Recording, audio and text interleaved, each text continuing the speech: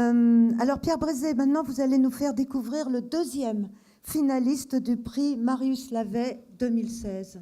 Alors c'est encore un personnage qui nous a éblouis pendant la présentation au jury. Rachid Yazami a eu un parcours assez extraordinaire dans un domaine qui nous intéresse tous, puisque on en a parlé tout à l'heure, c'est celui des batteries, et particulièrement des batteries lithium-ion.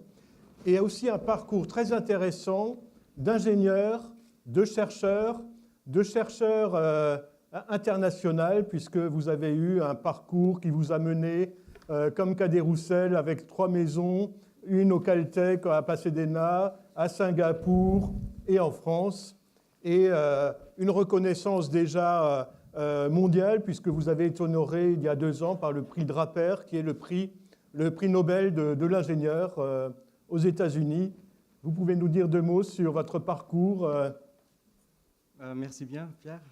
Bonsoir, messieurs, dames. C'est vraiment un franco-marocain très heureux qui est devant vous ce soir.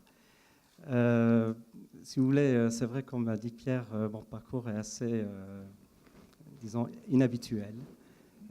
J'ai commencé mes études au Maroc et je suis venu faire mes classes préparatoires à Rouen, au lycée Corneille. Et ça a été mon premier, disons, choc culturel de me retrouver dans un dortoir avec des Français, etc. Ça a été pour moi une expérience inoubliable d'intégration. La gentillesse, on a été reçus par le maire de Rouen à l'époque. Il nous a souhaité la bienvenue aux chercheurs, enfin aux étudiants en top marocains. Et après, j'ai intégré l'école de Grenoble, l'école d'ingénieurs d'électrochimie et d'électrométallurgie, qui fait partie de l'Institut national polytechnique de Grenoble. Et c'est vrai que dès le départ, quand le professeur qui s'occupait de trouver, donc de placer les ingénieurs, poser des questions à la fin de chaque année, qu'est-ce que vous voulez faire? Moi, je disais, je voulais faire de la recherche. Et il m'a posé la question, il m'a dit, mais pourquoi vous faites une école d'ingénieur si vous voulez devenir un chercheur? J'ai dit, écoutez, un diplôme d'ingénieur, ça peut toujours servir. Moi, je veux rentrer au Maroc et travailler dans une industrie, mais ma passion, c'est vraiment la recherche. Et en fait, dès la 2e ou 3e année d'école d'ingénieur, j'ai commencé vraiment à me passionner pour les sciences des matériaux, l'électrochimie, les batteries. Et donc, j'ai commencé ma thèse en 80 et c'est la première année de ma thèse où j'ai fait cette découverte qui a complètement bouleversé ma carrière, ma vie, qui est celle de ce qu'on appelle l'anode de la batterie lithium-ion, c'est-à-dire le pôle négatif. Et comme par coïncidence ou par, disons, le hasard de l'histoire, c'est qu'un collègue à moi que je ne connaissais pas à l'époque, en 1980, avait découvert le pôle positif de la batterie. Il était à Oxford, en Angleterre, et c'est un monsieur qui a maintenant 93 ans. Bon pied, bon oeil. Il est chaque matin à son laboratoire, maintenant dans le Texas, et il continue à mener des recherches. Et j'espère que moi-même, je serai aussi bon pied, bon oeil à son âge. Ouais. Voilà. Bravo. Merci.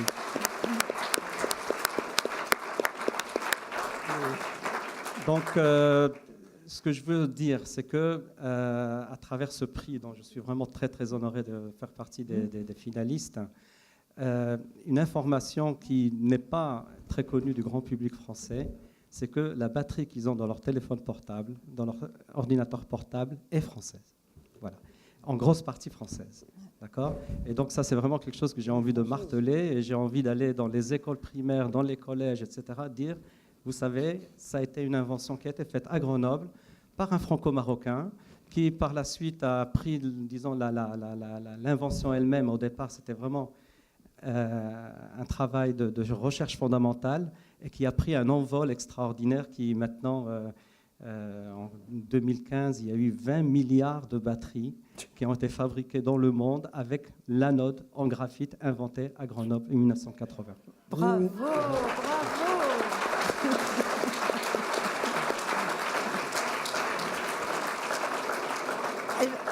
Vous avez su imposer au Caltech que tous les brevets déposés sur vos travaux au sein du laboratoire qui a été créé pour vous le soient en copropriété avec le CNRS. Tout à fait. Ça a été une condition. Si vous voulez, quand j'étais arrivé en 2000 à Caltech, Caltech a dit notre position est la suivante, vous êtes chez nous, vous utilisez nos laboratoires, tout ce que vous inventez nous appartient. Et je dis pas question. Moi, je suis chercheur au CNRS. Je suis en détachement chez vous. Et donc, le CNRS a quand même un droit. Et il a fallu négocier très, très durement jusqu'à les menacer de rentrer en France. Et quand ils ont vu qu'effectivement, j'étais sérieux, que j'allais rentrer en France s'ils ne signaient pas, ils ont fini par signer. Et donc, maintenant, le CNRS a récupéré au moins une 60aine de brevets qui sont communs à Caltech, à Caltech. Résultat, un fruit de toutes les recherches que j'avais faites au Caltech. Et ça a permis, en fait, aussi, ces brevets-là, créer une entreprise. Déjà, en 2007, j'ai créé une première entreprise en Californie.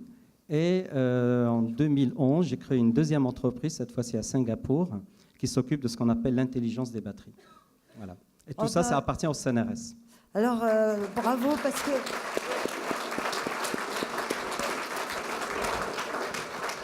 vous restez pour le petit cocktail après, n'est-ce pas? Tout à fait, oui. Oui, oui, parce qu'on a envie de vous poser des tonnes et des tonnes de questions, mais là, maintenant, il va falloir qu'on continue cette cérémonie.